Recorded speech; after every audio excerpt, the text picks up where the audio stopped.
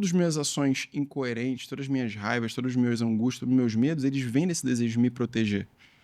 Quando você começa a reconfigurar um pouco a leitura de mundo, né, as filosofias ou as tradições, inclusive as religiões, cara, quando a gente vai mudando um pouco esses questionamentos, né, do que é a vida de fato e como é que a gente pode olhar para a vida de uma nova ótica, aí o medo ele vai se dissipando.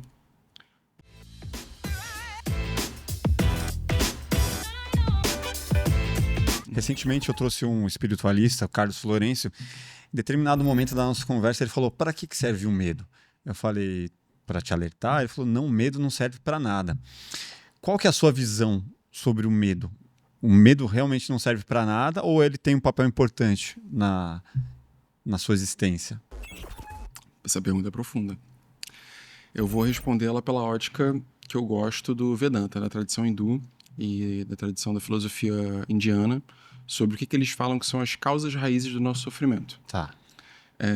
Nessa tradição, se fala sobre os 5 kleshas. Kleshas são as razões do sofrimento. Existe uma razão primordial do sofrimento e suas 4 ramificações. A razão primordial do sofrimento chama-se ignorância. A ignorância é a não compreensão, a não visão correta sobre a realidade. Uhum. E aí, essa não visão correta sobre a realidade, essa não compreensão, ela gera outros 4 medos, que são o apego ou a ilusão da identidade, ilusão da separação, de que eu sou um indivíduo desconectado da realidade ao meu redor, e isso então, né, cria um distanciamento, que é essa solitude profunda, que todos nós, por um grau de não se sentir talvez compreendidos, dentro de nós, por vezes sentimos. Isso gera o apego, raga, gera a aversão, vesha, e o medo da morte, abnivesha. E aí é dito que todo medo, absolutamente todo medo, é uma derivação do medo da morte. Então você pode pensar assim, eu tenho medo de meu projeto não dar certo. Por quê? Porque se meu projeto não dar certo, eu vou ter que passar um perrengue financeiro. E qual o problema? Não, porque se eu precisar fazer isso, aí vai acontecer isso aqui. Quando tu vai investigando, aprofundando, você vai chegar no medo de, mas aí eu posso morrer. Porque eu vou ter que morar debaixo da ponte, porque eu não vou ter dinheiro. Eu vou dizer assim, mas aí tu tá com medo da sua sobrevivência. Uhum. Então, o medo, ele sempre é uma ramificação. Mais primordial ali. Mais primordial, que vai se emanando em outras formas. Tá. Sabe? Na solidão. Mas por que tem medo da solidão? Tu vai aprofundando, o medo da sua existência cessar. E aí cada um vai pegar o seu medo ali que possivelmente você teve na infância. Sei lá, se ficou privado de dinheiro por algum motivo, provavelmente isso no seu momento adulto. Sim, mas é transgeracional. Porque eu gosto de falar que nós estamos aqui também abrindo uma torneira. Curando medos e incompreensões que são muito antigas. Que a gente nem sabe de onde vem. E vieram, que imagina, né? Se nós aqui estamos sequer tendo essa conversa, que é um baita privilégio, os meus pais não tiveram sequer tempo para isso. Estavam pensando em como é que paga as contas. Exato. Os meus avós, muito menos. E meus bisavós, muito menos. Então, a programação pela sobrevivência e pela segurança e pelos prazeres mais básicos é muito antiga. E a gente está agora tendo a oportunidade de pensar um pouco diferente. A gente criou mais confortos, né, na nossa sociedade. Sim. Mas os nossos medos, eles têm essa origem. E aí, por que a ignorância gera todos esses medos? Porque, primeiro, parte de um pressuposto... Aí é profundo o negócio. Uhum. Parte de um pressuposto de que existe um eu separado que não se compreende enquanto uma única massa de vida, existência, Deus, universo, o nome que a gente preferir dar, consciência, acontecendo. Uma única coisa acontecendo. Essa minha não compreensão da minha interconexão inevitável e indivisível com a vida faz com que eu queira me proteger. Mas o que é isso que eu estou protegendo? É o eu. É uma ideia de eu. Que ele não é sequer fixo.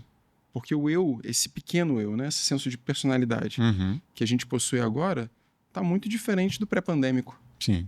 Está muito diferente de 5 anos atrás e vai ser muito diferente de 2 anos à frente. Então esse eu, ele não sequer... E é dito isso, assim, isso que está o tempo todo em mudança, isso é real? Ou real é aquilo que é perene? Aquilo que se mantém em existência contínua? E só tem algumas poucas coisas que se mantêm em existência contínua. Né? A consciência, o tempo, não diria nem sobre o tempo, né? Existem alguns outros argumentos. Mas essa ideia de separação faz com que eu busque algum nível de proteção. Todas as minhas ações incoerentes, todas as minhas raivas, todos os meus angústias, todos os meus medos, eles vêm desse desejo de me proteger. Quando você começa a reconfigurar um pouco a leitura de mundo, né, as filosofias ou as tradições, inclusive as religiões, cara, sabe? Só que o ponto é como é que isso é traduzido, como é que chega, enfim, em determinado lugar, às vezes chega de maneira manipulativa, violenta, que seja, independente da tradição, sem ditar nomes nenhum aqui. Quando a gente vai mudando um pouco esses questionamentos, né, do que é a vida de fato e como é que a gente pode olhar para a vida de uma nova ótica, o medo ele vai se dissipando. Porque o medo, se o medo ele é fruto da ignorância, quando eu recebo educação e conhecimento, a ignorância se dissipa. E o meu medo se dissipa. Então, no meu caso, quando eu estava com medo de viajar pelo mundo e eu comecei a me educar sobre como fazer isso de maneira mais inteligente, você falou, tem gente que tem medo que vai ter dinheiro. Cara, quando eu aprendi que dava para viajar como voluntário, Sim. eu passei 2, 3 meses na Austrália sem gastar R$1, sem gastar $1. Então, tipo, tem formas de fazer. Sim, sim. Então, a educação ela vai te ajudando a se municiar de formas para você fazer as coisas acontecerem com menos medo. Faz sentido? Faz sentido, mas tem um outro lado que o cara que não tem o conhecimento sobre determinadas... O cara que não tem... Sabe assim, a ignorância é uma dádiva? Sim. Que o cara não tem conhecimento de que, se ele cair daqui é muito alto, mas ele tá andando normal, e a partir do momento que ele sabe que se cair, ele tá num lugar muito alto, aí ele vai se travar? Sim. Isso vai um pouco contra, né? Porque assim, você adquiriu conhecimento, e aí o conhecimento fez você ficar mais medroso sobre determinadas situações. E aí que é a diferença entre conhecimento e sabedoria. Porque o conhecimento é uma ferramenta que a gente vai utilizar em determinadas situações. Sabedoria é o como utilizar. Né? Por exemplo, a gente pode utilizar o conhecimento de maneira, inclusive, violenta. Você pode ser muito arrogante com o teu conhecimento. Sim. E você pode ser muito incisivo e diminuir o outro com o seu conhecimento. E isso é ausência de sabedoria. Então você acumulou muito informação, mas você não sabe como aplicá-la. Então a sabedoria é o discernimento. Tem nome para isso também nessas tradições, se chama viveka. Então se fala muito sobre o desenvolvimento do discernimento para você saber como utilizar dessa sabedoria espiritual, né, de visão de mundo e tudo mais. Você falou, por exemplo, a pessoa está andando num lugar perigoso. Cara, poxa, a gente vê lá o documentário do Free Solo, né? Free Solo, o cara que subiu o paredão lá do Yosemite na mão. Pô, todos os riscos possíveis daquele sujeito morrer. Mas o tamanho da técnica, da confiança, do conhecimento, da prática daquele sujeito ali faz com que ele faça aquilo ali sem medo. A mente do cara tá em estado de flow, o cara tá rendido. Ele e a pedra não tem separação, como se fosse um calango ali subindo no negócio. Sim, ele não pensa, ele é uma coisa só junto com aquele ecossistema totalmente ali. integrado. Totalmente integrado. E isso demonstra, né, as múltiplas capacidades que o ser humano tem de saber utilizar seu conhecimento na hora certa, sabe? Agora, se em outras situações a pessoa analisa demais, calcula demais, aí ela dá espaço para que o medo tome conta da cabeça dela também e ela não faça movimentos. Sim. Porque, cara, foi o que o Carlos falou, o medo é o mal. E aí eu fiquei me pensando, não sei se é o mal, cara. O medo não é o mal. Eu não gosto de falar que o medo é um mal, porque se a gente começa a chamar que o medo é um mal, eu quero fazer o mínimo de contato com ele. E eu não quero não fazer contato com o medo. Eu quero estar confortável nele. Saber que ele é inevitável. Porque o medo, ele me alerta sobre o que é importante ou o que é perigoso. Eu gosto de falar assim, o medo, em algumas vezes, o medo é uma bússola, cara. Se eu tô com a vontade de fazer um projeto, tô com medo, é pra lá mesmo. Porque assim, medo de quê? Porque o medo e o entusiasmo são sensações similares. Apertam o peito, mexe com a gente aqui. Quando você curioso. Você tá com medo e você vai mesmo assim. Vai com medo mesmo. Você vai pular de paraquedas, de bungee jump. Tu vai sentir uma mistura de sensações que tu não vai saber dizer se é medo, curiosidade e entusiasmo. Todas elas acontecem nesse eixo.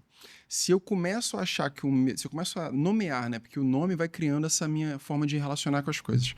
Se eu começo a falar que o medo é maléfico, que o medo é ruim, que o medo é mal, eu não dou espaço para que eu possa senti-lo. E a única coisa que as sensações, as emoções precisam é serem sentidas. A gente não tem medo do medo. A gente não tem medo das situações. A gente tem medo de sentir medo. Sim. Quando aparece a situação de que eu vou sentir medo, eu já não quero sentir isso. O meu corpo responde de uma forma que me trava, que me prende, que aquilo ali não, sabe? Mas o que fundamentalmente está acontecendo comigo é eu não consigo lidar com essa sensação desconfortável. Se eu aprendo a respirar, olhar para aquilo ali, eu dissipo esse desconforto que trava meu movimento, que é o medo, e eu começo a analisar a situação. Peraí, mas quais são os cenários?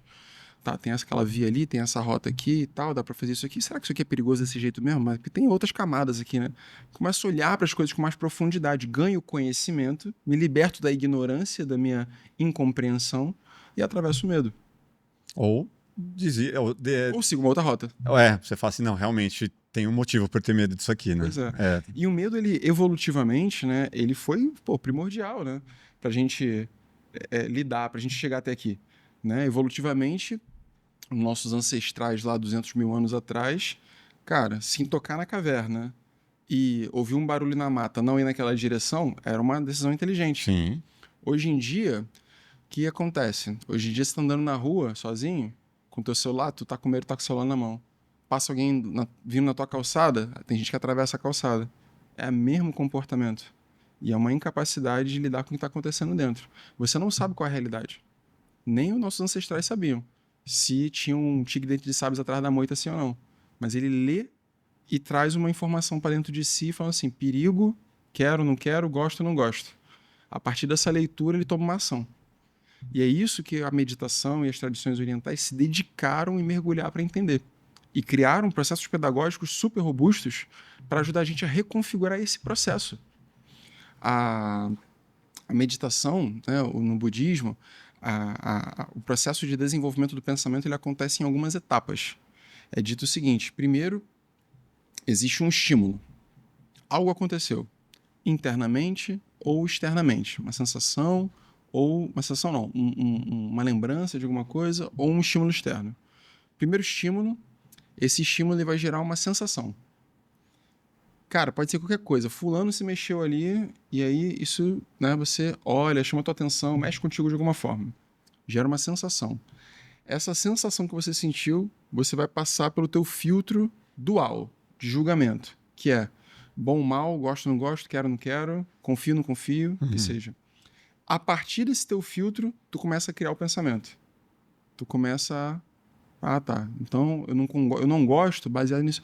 Só que essa leitura do quero, não quero, gosto, não gosto, isso sim é coisa que a gente herdou e também desenvolveu na nossa primeira infância, enquanto a gente ainda não tem discernimento. Sim. Então é a forma como a gente aprendeu a ler o mundo. O que a meditação vai te ensinar? No momento que você se senta em repouso e você reserva 20 minutos, ou 1 hora, que seja, né? 10 minutos, para você olhar para a tua respiração, você separou um tempo onde eu faço um pacto comigo, eu falo assim, olha, pelos próximos 10, 20 minutos eu não vou fazer nada. E vai me dar vontade de mandar o e-mail que eu esqueci, vai me dar coceira no pé, coceira no pé, e aí vai ter distração, vou me lembrar de coisa e tal, mas eu faço o trabalho de olhar para essas sensações todas e falar assim, beleza, isso tudo é importante, eu vou fazer depois. Aqui, durante esse timer aqui que eu botei para bipar, meu pacto aqui é ficar parado. Quando tu faz isso, você vai começar a ganhar uma intimidade com as tuas sensações. Se você gostou desse corte, com certeza vai gostar do episódio completo. Vá aqui na descrição, pegue o link e saiba muito mais sobre intuição, espiritualidade e autoconhecimento com o Cadu Caçaú. Se inscreva no nosso canal, deixe seu like e até o próximo Plugado Podcast. Valeu!